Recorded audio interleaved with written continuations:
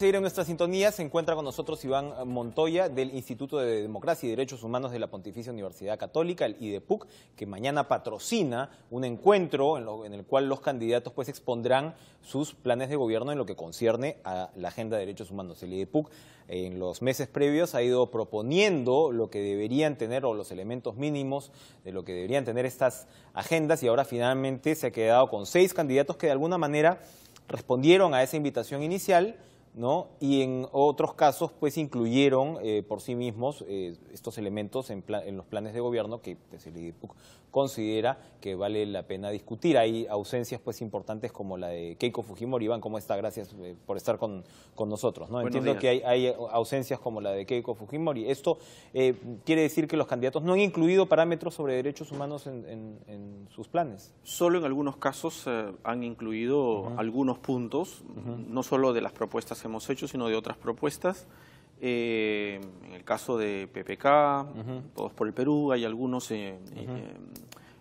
planteamientos que han sido incorporados en sus planes de gobierno. Ahora, por el lado de policía, Fuerzas Armadas, un tema central, ¿no?, y que ha dividido mucho a los candidatos es la participación de las Fuerzas Armadas, la posible participación de las Fuerzas Armadas en temas de seguridad ciudadana. Ahora precisamente teníamos un enlace con el director general de la policía.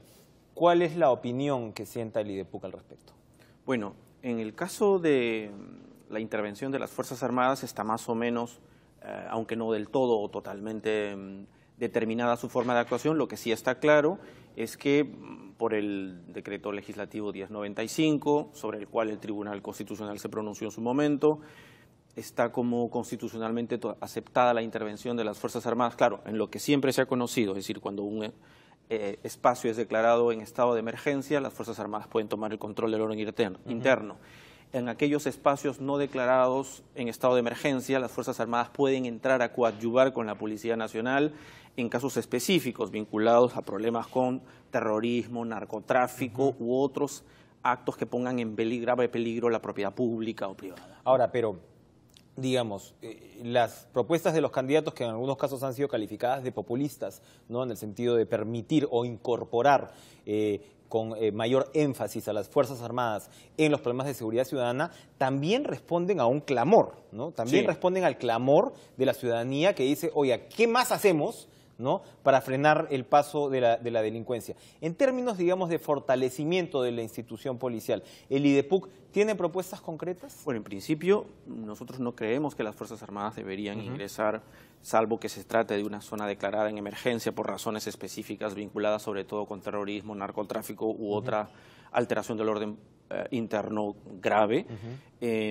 No consideramos, ahí discrepamos de la sentencia relativamente reciente del Tribunal Constitucional, que consideramos que no debería entrar a participar en el control del orden interno cuando la zona no ha sido declarada en emergencia. Desde ese punto de vista, el protagonista para el control del orden interno es la Policía Nacional del Perú, que tiene una norma relativamente reciente, bastante adecuada para distintas formas de manifestación de alteración del orden interno. Es decir, la 1186, el decreto legislativo 1186, establece una serie de parámetros bastante claros, bastante interesantes para mejorar la intervención de las fuerzas policiales en el ámbito del control del orden interno y reducir los márgenes de arbitrariedad, los márgenes de lesividad que pueda presentarse en ese contexto, ¿no? Esta nueva legislación estuvo muy enmarcada en el problema de los conflictos sociales, digamos, ¿no? En términos de la capacidad de interlocución, porque también los candidatos, leía más temprano, ¿no?, que Julio Guzmán propone pues una especie, ¿no?, de sistema de prevención que de alguna manera ya había en la PCM, ¿no? Se vio pues con Vladimiro Guaró, que ahora está con Keiko Fujimori, entre otras cosas, una mejoría, ¿no?, en términos de, ¿no?, al menos eso fue lo que se vio, ¿no?, una especie de periodo donde la intensidad de los conflictos se redujo. ¿Ustedes tienen ideas puntuales al respecto de cómo se deberían canalizar estos conflictos? Bueno, en realidad existe en la Defensoría del Pueblo, también efectivamente en el ámbito de la Presidencia del Consejo de Ministros una suerte de observatorios sobre la conflictividad social, y se tiene, en eso sí, un registro bastante detallado sobre cuantitativamente el número de conflictos sociales, cualitativamente las causas o los factores que están condicionando esta conflictividad social. Desde ese punto de vista, claro, lo que el candidato de Todos por el Perú manifiesta efectivamente sí existe o ya existía desde hace un tiempo, tal vez su objetivo sea el fortalecimiento. Claro, la clave está en sabiendo efectivamente los factores que pueden estar condicionando o el origen del conflicto social que se puede presentar, no esperar efectivamente el estallido o los elementos que puedan detonar ese conflicto, sino efectivamente anticiparse y tener desde ese tiempo, aunque la prensa no esté presente, efectivamente allí y hablar con los actores principales y la población en sí misma y ver cómo se desactiva por lo menos la parte violenta de la conflictividad social.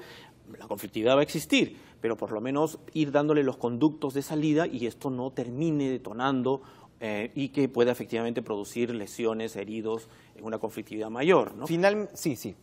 No, simplemente eso. Sí. El meollo del asunto está en sabiendo cuáles son las causas, el tipo de factores que condicionan ese tipo de conflictividad, anticiparse sustancialmente, interactuar con los actores principales y con la población y reconducirla por conductos efectivamente no violentos, ¿no? Finalmente, en temas de políticas anticorrupción, que es otro factor de muchísimo interés, los candidatos dicen de todo. Hemos escuchado propuestas recurrentes como la muerte civil para los corruptos, los que tienen sentencias firmes de corrupción, que también despierta controversia porque muchas veces todo este tema de corrupción se puede prestar eventualmente para vendetas políticas, ¿no? Entonces también es complicado sencillamente clausurar la vida civil de una persona a partir de ello. En fin, lo que por lo general se ve son propuestas fáciles, ¿no? Cuando dicen fortalecimiento de la Contraloría, pues obvio, pero en el cómo, ¿no? Está el secreto. ¿Hay finalmente una agenda anticorrupción mínima que se debería tomar en cuenta y los mecanismos sobre todo para implementarla? No lo tenemos en lo que va a ser mañana, el día del evento nuestro, pero lo tenemos en nuestro boletín anticorrupción sobre el cual estamos cada mes presentando propuestas o cuestionando las propuestas que se incluyen en los planes de gobierno. Por ejemplo, en las presentaciones que han habido últimamente, en las dos últimas, tanto las de Proética como las de la Contraloría, donde los candidatos se han presentado y han expuesto y han detallado un poco más sus medidas o propuestas de lucha contra la corrupción.